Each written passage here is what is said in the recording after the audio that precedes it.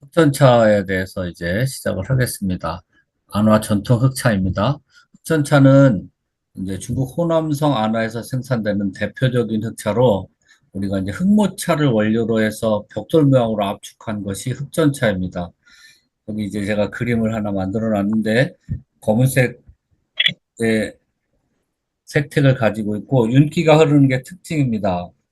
그래서 이제 완제품 같은 경우에 굉장히 딱딱하고 단단하게 돼 있어요. 벽돌처럼 단단하게 뭉쳐 있어서 벽돌 모양으로 뭉쳐놨다 그래서 흑전입니다. 거물 흑자에 벽돌 전차 그렇게 해서 흑전차라는 이름이 붙어져 있습니다. 어, 오늘 강의는 흑전차의 역사 발전에 대해서 탄생 배경부터 변천사까지 일단 보고 흑전차의 등급 분류 체계는 어떻게 되어 있는지 그리고 제조 공정, 품질 특성, 또 과학적 원리, 저장 방법에 대한 거, 그리고 사회적, 경제적 의미를 어떻게 갖고 있는지 이런 식으로 진행을 할 겁니다. 먼저 흑전차 역사적 탄생 부분에 대해서 볼 겁니다. 흑전차는 좀 전에 서두에도 말씀드린 것처럼 중국 호남성 안화에서 생산되는 대표적인 흑차예요. 흑모차를 원료로 해가지고 벽돌 모양으로 압축한 차예요. 검은색 윤기가 특징이고 벽돌처럼 단단하게 뭉쳐 있어서 흑전차라고 이름한다고 제가 모두에 말씀을 드렸어요. 복전차하고 다르게 흑전차는 일단 줄기가 들어가지 않고 수수 찻잎으로만 만들어집니다. 이 흑전차의 역사는 사실 많이 오래되진 않았어요. 약 100여 년 좀 안 됐어요. 그러니까 1939년 5월 항일전쟁 시기 그때로 거슬러 올라갑니다. 중국 흑차이론의 팽선택이라는 분이 꼭 나와요. 그분이 흑차를 현대적으로 정립한 사람이거든요. 그래서 이 사람이 반복적인 시행착오를 통해 가지고 이 공예기술하고 건조 조건을 개선해서 최초로 흑전차를 시험 제작해서 성공합니다. 그 전에 없었냐? 있었어요. 근데 이때 잠깐 이게 점점 어, 사라질 위기에 처해서 다시 복원하고 시험 제작해가지고 좀 더 현대적으로 만든 게 이 흑전차의 탄생입니다. 그전에는 이제 완벽한 흑전차 형태는 아니었고요. 지금 같은. 그래서 초기에는 흑전차가 아니고 흑차전이라고 불렀어요. 그리고 1940년에 흑차전 또는 안화화향전 이렇게 생산이 그런 이름으로 됐고 이 시기에 흑차에 이제 볼록하게 글씨가 이제 눌러져 있었는데 이거를 서북 지역의 시장에서 그렇게 제가 써놨죠. 고자, 노패, 안화전차 이렇게 불렸다고 그래요. 그래서 서북 시장에서 인기를 끌기 시작하면서 전달이 되고 그러면서 이제 발전을 하게 됩니다. 그러니까 흑전차는 1900년대 초반에 이제 정립이 된 차다 이렇게 보시면 돼요.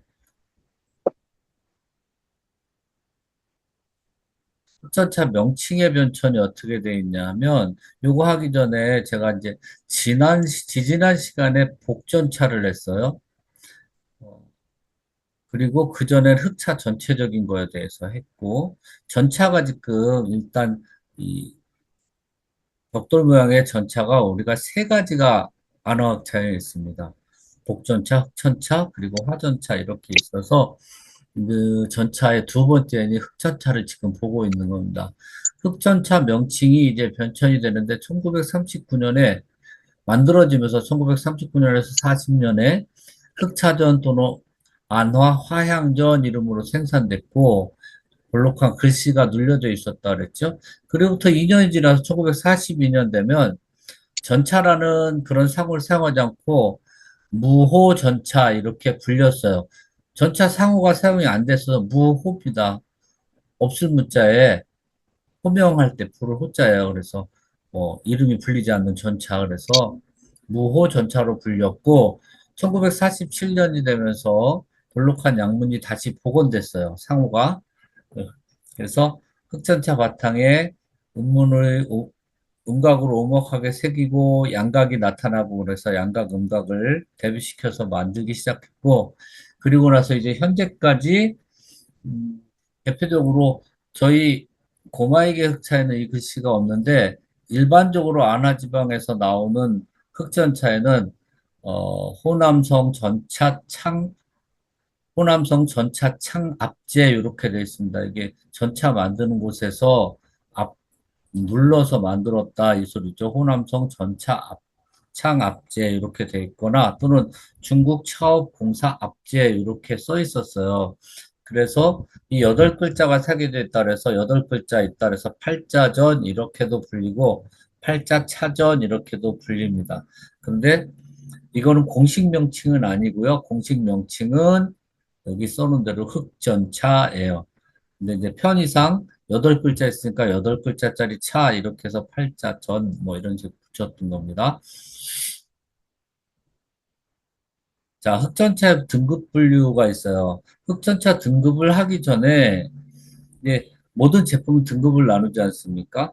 이제 흑전차를 만드는 거는 흑모차라는 거로 만든다고 그랬죠. 이파리를 한 흑모차를 만들어서 그걸 재료로 해서 하는데 흑모차는 전체적으로 총 14등급으로 나눠져 있어요. 특급에서부터 13등급 그렇게 14등급 체계인데 그걸 가지고 만드는 흑전차는 예전에는 사원소에 바탕을 둬서 4등급으로 분류돼 있어서 1940년대에는 천지, 인화 그래가지고 천등급이 최상급이고요. 지, 인, 화가 제일 하급이고요. 현재는 이제 그렇게 네 가지로 안 하고요. 안화에서도 생산하는 지역이 뭐 안화가 좁은 동네가 아니니까 지역에 따라서 뭐 하는데 이 안화에 같은 경우는 특제 흑전 그리고 보통 흑전 이렇게 나눠집니다. 그래서 흑전차는 기본적으로 이파리로 하는데 음, 어린 잎으로 하면 특제고요. 조금 이파리가 좀 큰 걸로 했을 때 보통 흑전이 됩니다. 그래서 흑전차는 등급을 현재는 두 개 등급으로 대표적으로 하고 있고 흑전차를 만드는 원료가 되는 흑모차는 14등급으로 되어 있습니다. 자, 그러면 중요한 이제 흑전차 제조 공정을 한번 알아봐야겠죠? 흑전차 제조는 굉장히 복잡하고 정교한 과정을 거칩니다. 제조 과정을 보면 일단 대표적으로 요 흑차의 제조 과정을 먼저 알아봐야 돼요. 흑차가 이제 제조할 때 기본적 과정, 흑모차를 만드는 제조 과정이 기본이고, 그 다음에는 또, 각 차에 따라서 제조 공정에 해서 복전차 같은 경우에는 24가지 공정, 23가지 공정이고, 흑전차도 거의 비슷한 공정으로 되는데, 대표적 공정은 거기 있는 대로 체업, 위조, 살청, 유념, 악태, 복유, 건조 과정으로 이루어집니다. 그 중에서도 제일 중요한 게 흑차에서는 악태 과정이에요. 이 악태는 찻잎을 발효시키는 거예요. 악태라는 건 이렇게 찻잎을 쌓아놓고 자연적으로 효소에 의해서 발효가 되게 하는 거거든요. 이것이 전발효라고 그래요. 이 전발효가 된 흑모차를 가지고 흑차들을 만들게 돼 있습니다. 그래서 제일 중요한 이 공정만큼은 저희가 이 알아놓을 필요가 있어요. 체엽, 위조, 살청, 유념, 악태, 복유, 건조의 과정이 큰 테두리에서 흑차의 제조 주요 공정입니다. 그럼 이렇게 된 흑모차를 가지고 하는데 핵심 단계를 한번 살펴볼게요. 일단 원료 준비 및 선별을 해야 되겠죠? 흑모차를 원료로 하는 흑전차는 등급에 따라서 이제 찻잎을 선별해요. 찻잎 등급은 어, 뭐 다양하게 채취 시기와 잎의 크기 이런 것들을 따라서 등급을 나누고 아까 전래 등급 나눈다 그랬죠? 찻잎을 선별해 가지고 원료 품질이 최종 맛과 향을 결정하는 영향을 미치기 때문에 굉장히 신중하게 찻잎을 따서 준비를 합니다. 그럼 찻잎을 이렇게 따게 되면 이제 살청이라는 걸 해요. 그 옆에 그림에 보시면 지금 웍에다가 하고 있죠. 사실 이제 웍으로 했지만 웍이 아니고 이렇게 또 널따랗게 해서 하기도 하고 각각의 뭐 장인들마다 조금씩 다른데 기본적인 건 이렇게 불에다가 찻잎을 살짝 데친다, 볶은다 그런 개념으로 보시면 돼요. 이렇게 열에 의해서 산화를 방지하는 겁니다. 효소 활동을 이제 정지시키죠, 찻잎에. 효소 활동을 정지시켜서 일단 1차적으로 산화가 되지 않게 시들리게 하는 거죠. 그래서 그렇게 해놓고 세 번째 과정이 유념이에요. 살청을 한 번 더 설명드리면 살청 그렇게 되는데 이게 살청 그러니까 청색을 죽인다 이렇게 사람들이 말하는데 사실 청색 죽이는 건 아닙니다. 이렇게 한다고 청색이 죽진 않지요. 이건 예전에 음, 대나무 죽간에 글을 쓸 때 청색을 죽이는 걸 할 때 열을 가해서 대나무를 청색을 없애고 거기에다가 글을 썼어요. 그래서 죽간을 만들 때 하는 방법하고 대나무를 불에다 쏘이는 것하고 같다 그래서 그런 의미로 살청입니다. 찻잎이 이거 한다고 청색이 없어지진 않아요. 그럼 녹차라는 게 없겠죠? 그래서 살청 과정을 일단 거치고 나면 유념이라는 걸 해요. 유념은 이렇게 거기 있는 것처럼 이렇게 비비는 거예요. 짓무르고 비비고 주무르고 해서 이 찻잎에 있는 세포벽들을 다 파괴시키는 겁니다. 이렇게 파괴하면 차의 성분이 잘 우러나겠죠? 그렇게 차의 성분이 잘 우러나도록 준비하는 단계예요. 이렇게 되면 이때 찻잎이 적당히 부서지면서 모양이 이제 형성되기 시작해요. 이렇게 유념을 하고 나면 이제 흑차는 제일 중요한 악퇴라는 과정이 있습니다. 이게 안화흑차 핵심 공정이라고 제가 써놨지 않습니까? 지금 옆에 있는 사진이 악퇴 발효시키는 과정에 이렇게 쌓아놓습니다. 이게 다 뭐 석탄 이런 게 아니고요. 흑차잎을 쌓아놓은 겁니다. 이 쌓아가지고 퇴짜라는 게 이렇게 퇴적하다, 쌓다라는 거지 않습니까? 가장 중요한 핵심 과정인데 유령을 마친 찻잎을 일정한 두께로 쌓아요. 일정한 두께로 쌓아놓고 적절하게 온도와 습도를 유지하면서 미생물 발효가 일어나도록 하는 단계입니다. 이 과정에서 찻잎 내부 미생물들이 이제 활발히 활동을 하면서 차의 성분의 변화가 일어나게 돼요. 이 변화에 따라서 흑차만의 독특한 색깔, 맛, 향이 만들어지는 거예요. 그래서 이 과정이 굉장히 중요하고 이 악태 발효 과정이 초기에는 짧게 들어가지만 결국은 이 과정을 통해서 어, 차의 맛이 결정되기 때문에 상당히 신중하게 작업하는 부분이 이 부분이기도 합니다. 일단 1차적으로 악퇴가 끝나고 나면 다시 복유, 복염이라는 걸 해요.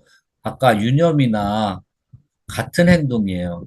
근데 유념이 비비고 주물러서 뭐 세포벽을 파괴하는 거지 않습니까? 이걸 한 번 더 해요. 보통 차들이 이 과정이 없어요. 그냥 유념하고 그러고 나서 차를 만드는데 우리 이 흑차는 악태 과정이 끝나면 다시 한번 유념을 합니다. 그래서 한 번 더 한다 그래서 복유라고 그래요. 그래서 복유, 복용 과정인데 절대 빠지지 않는 공정이에요. 이게 없으면 안화학차가 아니에요. 그래서 예를 들어서 다른 차 같은 경우에 이 과정이 없습니다. 이 과정이 있어요. 그래서 이 과정을 통해서 앞에서 발효된 찻잎을 다시 한번 조직을 더 파괴시켜 버리죠.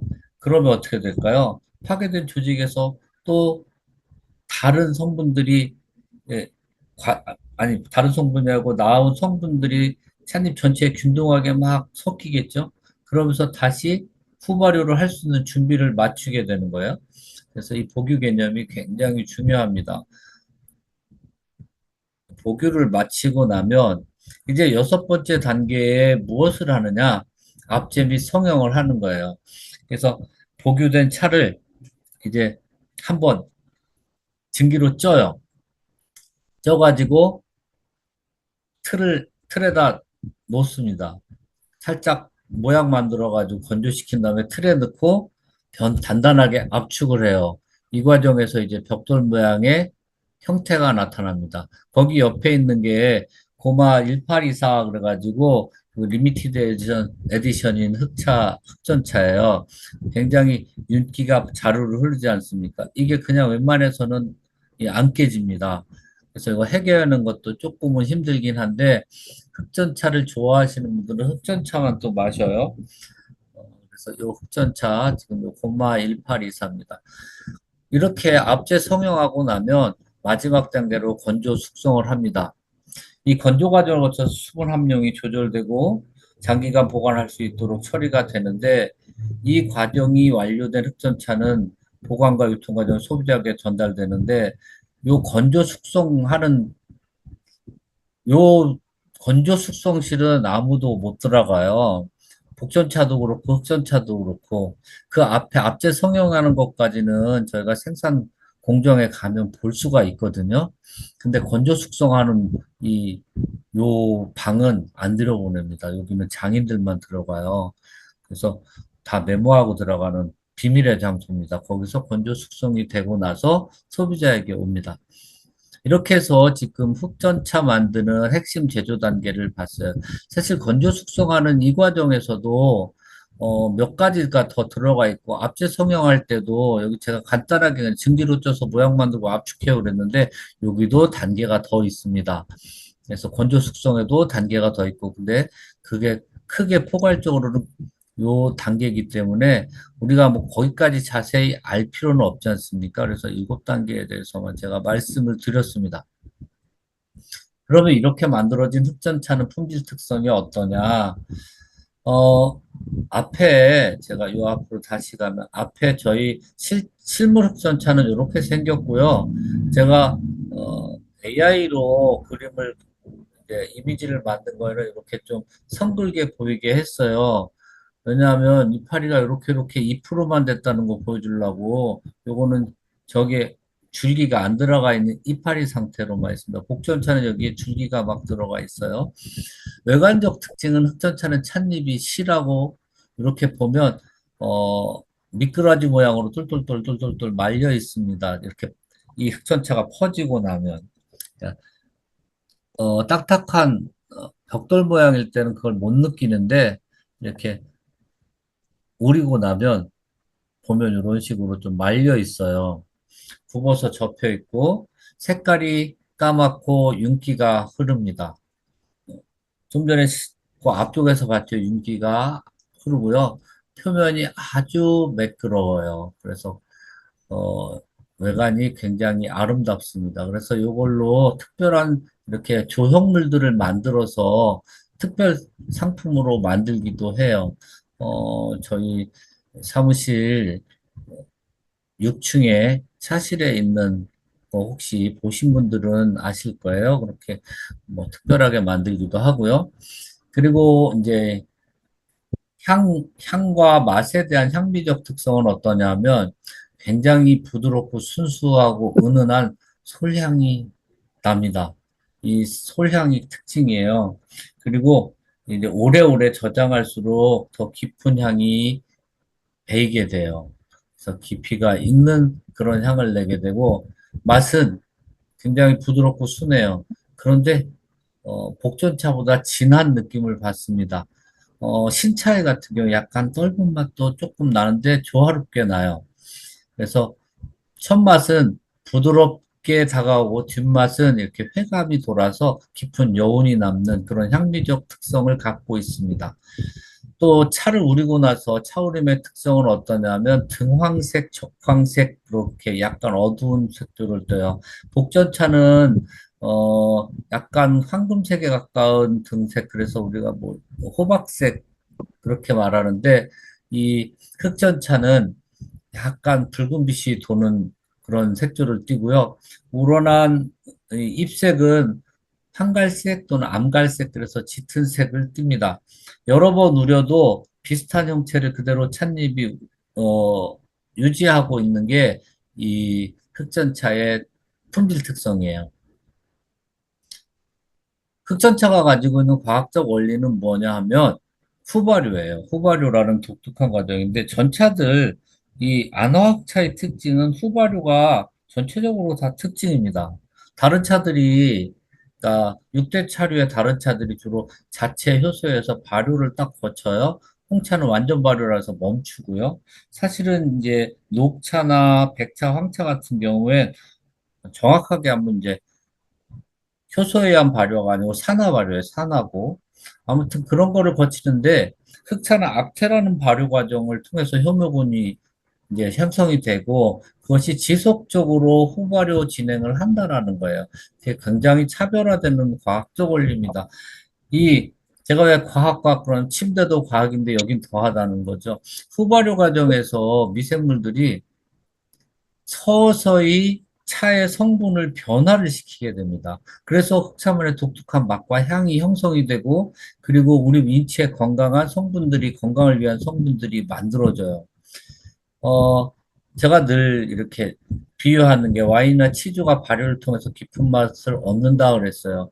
사실은 이제 빨리 와닿으라고 그런 거고, 우리 같은 게 된장이나 간장, 고추장도 발효가 지날수록 발효 기간이 깊어질수록 맛도 깊어지지 않습니까? 이 흑천차도 마찬가지로 시간이 지날수록 더 풍부하고 복합적인 맛으로 발전이 돼요. 이게 누구에 의해서 그러냐면 여기에 효소들에 대해서 발효를 과정을 거치면서 효모균이 만들어지고 그 균들에 의해서 후발효가 일어나기 때문에 그렇다는 겁니다. 여기 그림은 일부러 효모균들 여러 가지들을 막 조합해서 그렇게 그려봤어요. 음, 그리고 이 흑전차는 특징이 저장과 숙성의 예술이라는 거예요. 흑전차는 적절한 조건에서 보관하면 시간이 지날수록 품질이 점점점 좋아진다는 특징을 갖고 있습니다. 세월과 함께 아주 깊은 맛을 갖게 돼요. 그래서 흑전차는 사실은 이제 적어도 한 5, 6년 지난 거를 먹어야 제맛을 느낄 수 있다. 뭐 이렇게도 얘기를 하는데 신차는 신차대로 또 맛이 괜찮습니다. 기본적으로 흑차들은 기본 3년은 묵은 다음에 나온 거라고 보시면 돼요. 왜 흑모차가 만들어지는 과정이 3년이고요. 그리고 나서 이렇게 전차가 되니까 신차도 기본적으로 3년 정도는 발효를 거친 겁니다. 그런데도 불구하고 최하 한 5년 정도 발효를 거치면 후발효가 되면 더 깊은 맛을 내게 돼요. 최적의 보관 환경은 어떤 환경이냐면 일단 모든 차들은 똑같습니다. 통풍이 잘 되고 습도가 적절한 곳에 보관해야 돼요. 너무 건조해도 그렇고 너무 습해도 안 좋습니다. 너무 건조하면 안에 들어있는 균들이 활동을 좀 못하게 되지 않습니까? 그럼 맛이 깊어질 수가 없고 너무 습도가 높게 되면 변질의 위험성이 있어요. 물론 흑차들은 쉽게 변질되지는 않습니다. 그런데 아주 습하면 안 썩는 건 없어요. 그래서 얘도 변질의 우려성이 있기 때문에 적절한 곳에 보관을 하셔야 됩니다. 그래야 깊은 맛으로 변화가 돼요. 이러한 특성 때문에 흑차는 일명 흑전차는 뭐라 그러냐면 흑전차를 마실 수 있는 골동품 이렇게 합니다. 먹는 골동품. 그래서 지금 현재로 가장 오래 보관된 차는 몇 년 된 건지 제가 정보를 캐도 없더라고요. 1939년에 만들어진 차가 아직도 있는지는 모르겠지만 현재 그것이 있다면 그 가치는 굉장할 것 같습니다. 이렇게 시간이 지나면서 후발효에 의해서 흑전차는 숙성을 한다고 그랬어요. 숙성 과정에서 차의 탄닌에 의한 떫은 맛이 점점점 줄어들고 부드러움과 깊이가 증가합니다. 미생물 작용으로 인해서 건강에 유익한 성분들이 더 풍부해집니다. 어떤 성분이 풍부해지냐면 태아닌이나 카데킨, 루비긴 뭐 이런 성분들이요. 이름도 참 힘들어. 아무튼 그런 것들이 많아집니다. 더 풍부해지고 그리고 발효 과정을 거치면서 인체에 해로운 것은 눌러주고 유익한 것만 살아남을 수 있도록 하는 그런 작용하는 것들이 늘어나게 됩니다. 흑차는 역사적으로 서북 지역하고 깊은 연관이 있어요. 서북 지역은 중국을 기준으로 서북 지역인데 어디죠? 티베트 쪽. 그래서 서북 소수민족들 생활에 없어서는 안 될 필수품이 되었습니다. 지금 현재. 그래서 티베트, 신장, 몽골, 위구르, 뭐 이쪽 고원 사막지대 유목민들한테는 이 흑차가 없어서는 안 돼요. 이들에게 이 육류 위주 식단으로 생활하고 있는 이 사람들한테는 비타민과 섬유질을 보충해 주기도 하고 그 외에도 다양한 무기질, 미네랄들 또 그리고 아미노산을 보충해 주는 수단이 이 흑전차입니다. 물론 복전차도 그렇고요. 그래서 흑전차 이 사람들이 이제 그거를 하게 되고요. 이 사람들은 뭐 예로부터 하루라도 차가 없으면 안 된다. 이렇게 하루 굶어도 차를 굶을 수는 없다. 이런 말들이 있어요. 그 굉장히 중요합니다. 왜냐하면 이 차를 안 마시게 되면 금방 병에 걸립니다. 각종 성인병에. 그래서 이 사람들 차로 건강을 지키고 지금 여기 말한 티베트, 신장, 몽골, 위구르 이런 쪽에는 척박하지만 이 사람들이 지금 다 건강 장수촌으로 돼 있는 동네들이에요. 그래서 우리가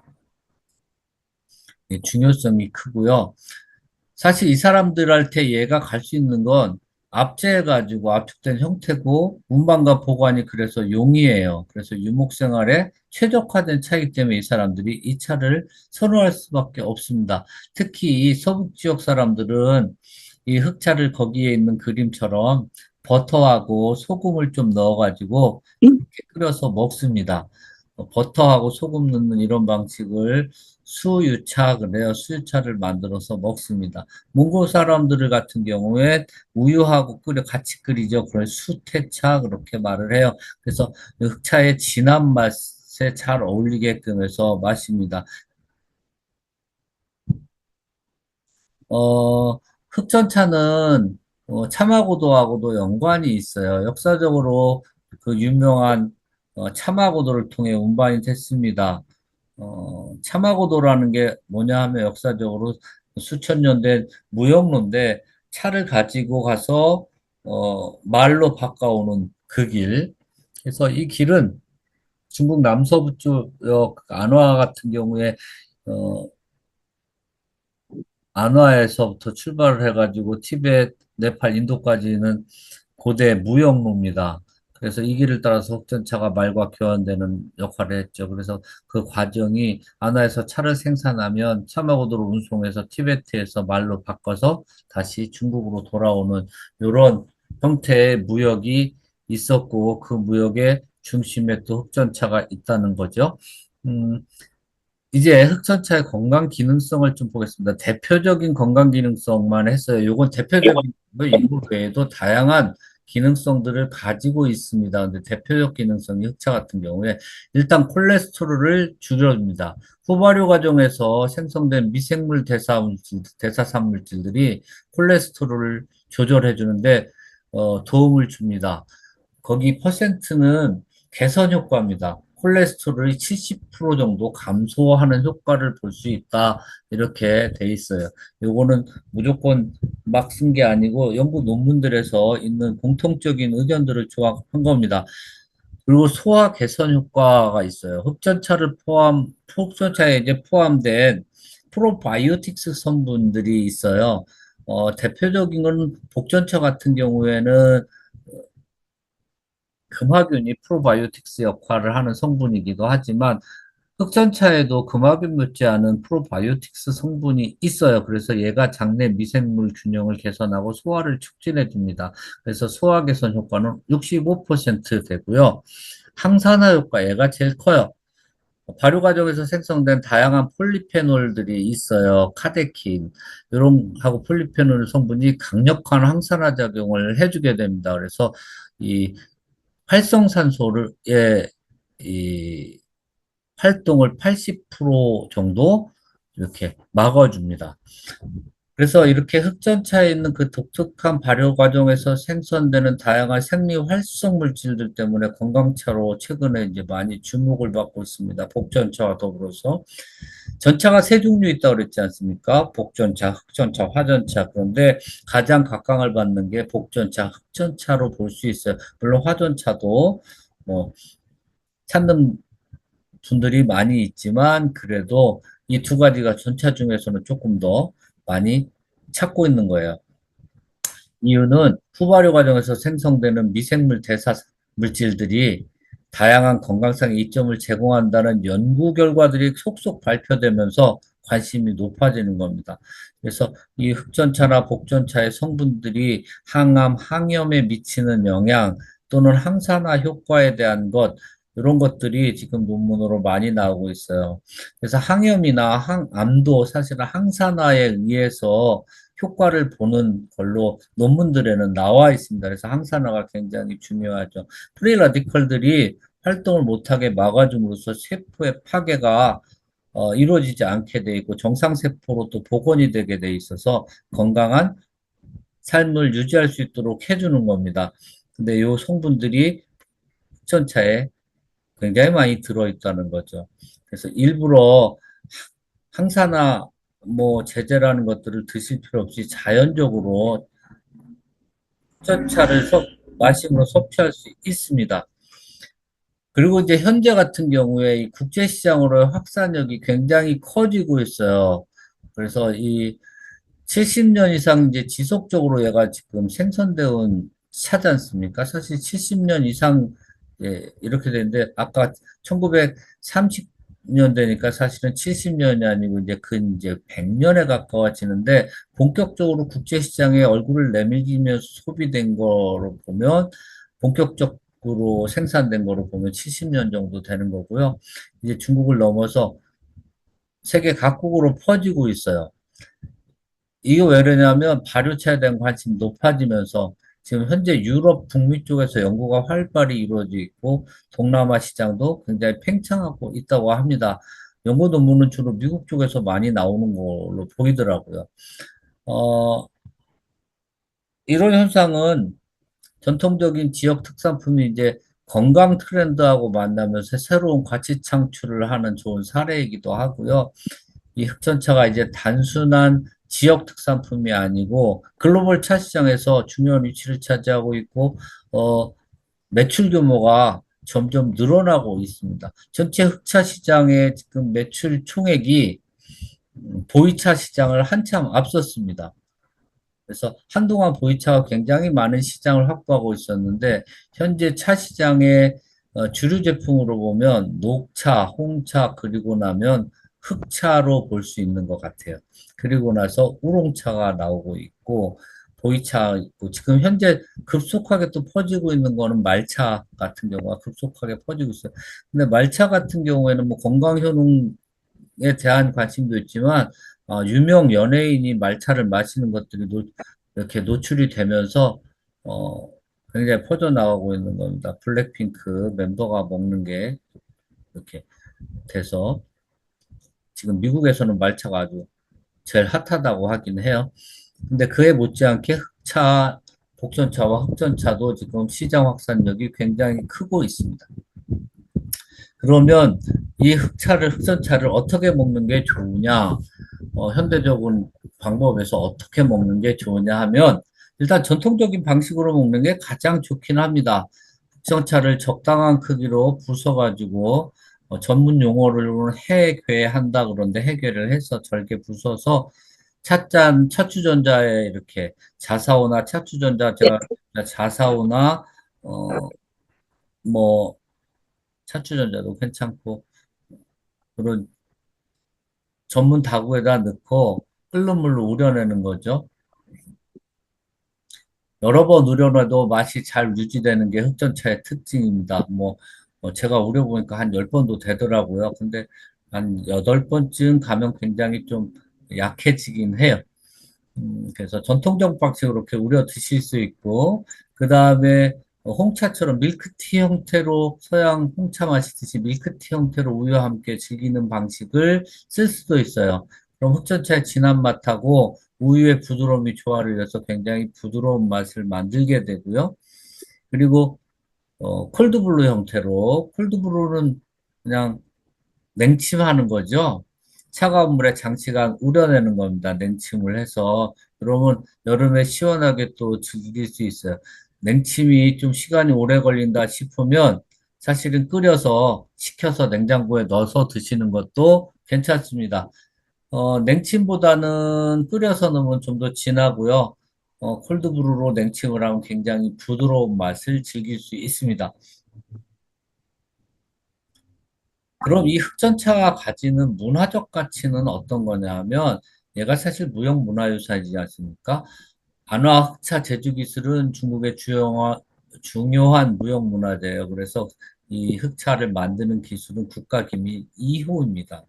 그래서 세대를 거쳐서 전승되어 온 소중한 문화적 자산이에요. 이거 자기 자식이 아니고 손자한테 물려준다 그런 전통이 있어요. 그리고 흑전차는 차문화의 다양성을 보여주는 중요한 상징이에요. 같은 전차라도, 줄기가 들어가 복전차가 되고, 줄기 없이 2%만 만들면 흑전차가 되고, 해서 다양하죠. 다양하게 만들어 다양성을 보여주게 되고 이 독특한 제조 방식 응용법을 통해서 차문화의 깊이를 더해주는 게 이제 한 역할이 되겠습니다. 그리고 역사적으로 이 흑천차는 이제 한족하고 소수민족 그리고 중국 주변 국가 간의 문화교류를 촉진하는 중요한 매개체 역할을 해왔습니다.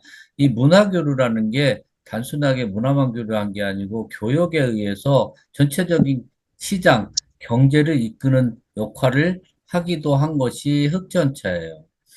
어, 이처럼 오래된 전통과 현대적 가치의 조화를 이루고 있는 아주 소중한 문화유산이, 어, 인류 문화유산이 흑전차라고 볼 수 있습니다. 자, 그러면 흑전차의 미래 전망은 어떨까? 전망이 있어야 되잖아요. 우리가 건강에도 그렇고, 산업적으로도 그렇고. 일단, 지속 가능 생산에 대한 부분이죠. 지속 가능, 그럼 유엔이 추구하는 목표가 지속 가능입니다. 지속 가능 경제, 지속 가능 발전, 뭐, 이렇게 돼 있어요. 그래서 전통적인 제조 방식을 유지하면서도 이 현대적 기술을 접목해서 품질 관리와 생산성을 향상시키는 노력이 지금 계속되고 있습니다. 안화에서도 그래서 이게 단계적 개발 계획을 어, 2000년 초반에 세워가지고 지속 가능 성장에 대한 목표를 세우고 전체적으로 유기농, 스마트 농법 뭐 이런 것들을 지금 도입해가고 있습니다. 그리고 건강 기능에 관한 연구가 지속적으로 지금 활발히 진행되고 있어요. 중국에서뿐만이 아니고 아까도 말씀드렸지만 미국, 유럽에서 되고 있고 의학 전문지, 과학 전문지들의 발표가 속속 되고 있어서 이 가치가 점차로 높아질 걸로 예상이 됩니다. 그리고 아까도 좀 말씀을 드렸지만 글로벌 시장 확대에 대한 거, 전반적으로 세계적으로 건강에 대한 관심이 늘어나면서 이런 높아지는 글로벌 트렌드에 맞물려 가지고 흑전차의 국제 시장은 더 확대될 것으로 전망되고 있고 이것은 이제 뭐 어느 한 부분에서만 하는 게 아니고 흑차 전체 시장의 매출이 커지면서 흑전차가 그중에 차지하는 비율이 굉장히 높을 거로 전망이 되고 있어요. 흑차 전체 부류 중에서 복전차가 제일 전망이 크게 보이고 있고, 그 다음에 흑전차, 그리고 나서 이제 천첨이나 뭐 천량, 백량 이런 게 들어가는데, 워낙 천첨이나 천량, 백량은 좀 이 차에 비해서는 좀 고가로 형성이 돼 있어서 시장 확산이 조금은 느리지만 복전과 흑전이 조금 더 시장 확대에 큰 기여를 하고 있습니다.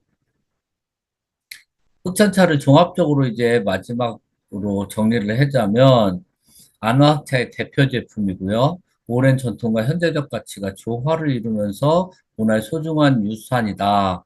제가 현대적 가치는 이게 원래부터 없었던 게 만들어진 게 아니고 원래 있었던 형태를 현대적으로 해서 1939년에 재해석이 돼서 이제 현대적 가치를 부여받으면서 생산이 되기 시작했고요. 그러면서 얘가 미래에도 지속 발전 가능성이 보여주기 때문에 굉장한 문화유산적 가치가 있다. 이렇게 제가 적어 놓은 겁니다.